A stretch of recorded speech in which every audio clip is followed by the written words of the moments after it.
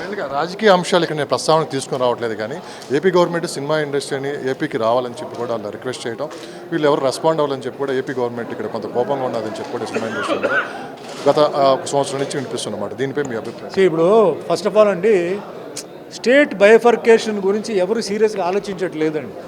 Andhra now is a different state అండి. మనం ఏంటంటే ఇప్పుడు ఆంధ్రాని మనం ఎలా అనుకోవాలంటే తమిళనాడు లాగా, కేరళ లాగా, కర్ణాటక లాగా, that is a different state. You cannot club it with Telangana is a different state. So Andhra rules are separate. ఆ సీఎం గారు జగన్ గారు ఆయన ఏం డిసిషన్ తీసుకుంటారో ఏం తీసుకుంటారో వేరే.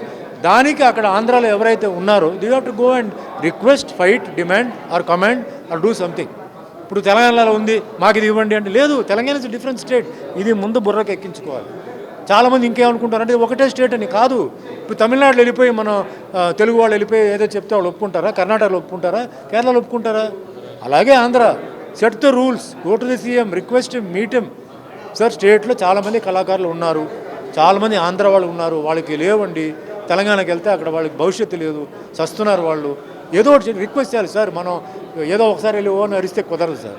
మన పని కావాలంటే వెళ్ళాలి, 10 సార్లు వెళ్ళాలి. తప్పకుండా ఆయన చేస్తారు. ఇట్స్ వే.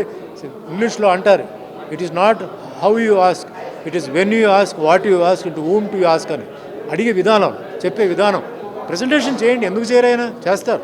కళాకారులు కూడా రేపు ఓట్లకి మన కళాకారులు, టెక్నీషియన్స్ కావాలి కదా. నేను మొన్నే ఆంధ్ర ఫిలిం ఛాంబర్ ఓపెనింగ్ నన్ను పిలిచారు, నేను వెళ్ళాను, ఓపెన్ చేశాను. ఒక ఛాంబర్ అంటే చిన్న ఫ్లాట్లో చేశారు. ఈరోజు చాలామంది ఒక బాడీ ఫామ్ చేసి నడుస్తున్నాయి. మా ఆర్టిస్ట్లో మాకున్న కోఆపరేషన్, మాకున్న అండర్స్టాండింగ్ అదంతా వేరే.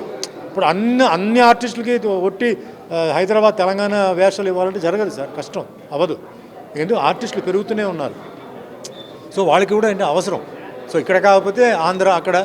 అండ్ యూ బైఫర్కేట్ అయిపోయింది. ఇంకా యూ బైఫర్కేట్ ద రూల్. ఇంకా బైఫర్కేట్ చేయకుండా కంపారిజన్ పెట్టుకుని ఉంటే మనం టైం వేస్ట్ చేస్తున్నాం. సో సీఎం జగన్ గారి దగ్గరికి వెళ్ళండి, రిక్వెస్ట్ చేయండి, ఇట్లా చేయండి సార్, మేము ఉంటాం మీతో పాటు, చెప్పండి, నిజంగా ఉండండి. అక్కడ కూడా ఇండస్ట్రీ స్లోగా, by this time it should have happened.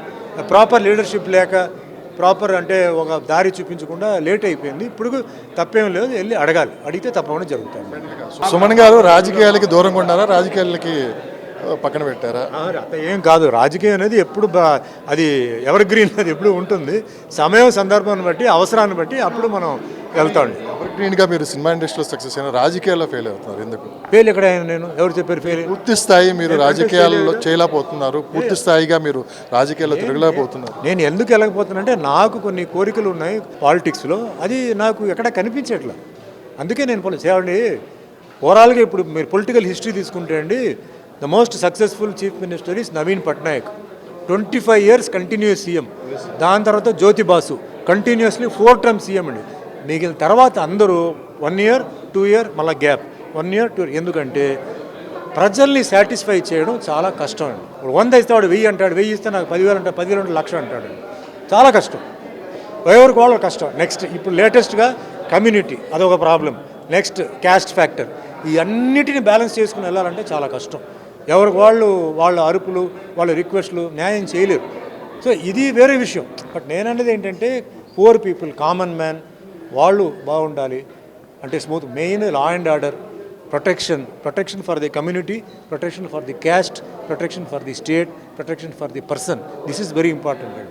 అందరూ హ్యాపీ. ఇప్పుడు నేను ఒరిస్సాకి వెళ్ళి ఎందుకే 5 సార్లు మీరు ఆయన గెలిపించారని వాళ్ళు ఏమంటారు, మాకు ప్రొటెక్షన్ ఉంది, నాకు డ్రైవర్ అంటున్నాడు, నాకు బ్యాంక్ బ్యాలెన్స్ ఉంది, నా పిల్లలు మంచి స్కూల్లో చదువుతున్నారు, ప్రతి పండక్కి నేను మంచి బట్టలు కొనుక్కుంటున్నాను, వీకెండ్కి నేను హోటల్కి వెళ్ళి మా ఫ్యామిలీతో నేను తిరుగుతున్నాను అంటాడు. హ్యాపీగా ఉన్నాడు. మాకెందుకు సార్ ఈ ఫ్లైఓవర్లు ఎందుకు, మాకు ఆ టవర్స్ ఎందుకు, ఇదెందుకు, మేము హ్యాపీగా ఉన్నాం. ప్లస్ ప్రొటెక్షన్ ఉంది. ఏమాత్రం ఏ రాజకీయ నాయకుడు తప్పు చేస్తే వాటిని తీసేస్తున్నారు. తీసేసి నువ్వు అన్నీ క్లియర్ అయిన తర్వాత రా అంటున్నారు. ఇక్కడ ఫేవరిజము అవన్నీ ఏమి లేవు. అలా చాలా ఉన్నాయి. చాలా జరిగితే మేము వస్తాం. మా అవసరం ఎప్పుడైనా సరే ఉంటే మేము తప్పకుండా వస్తాం. నెక్స్ట్ మా అధ్యక్షులు కాబోతున్నారు, నువ్వు మాకు రా.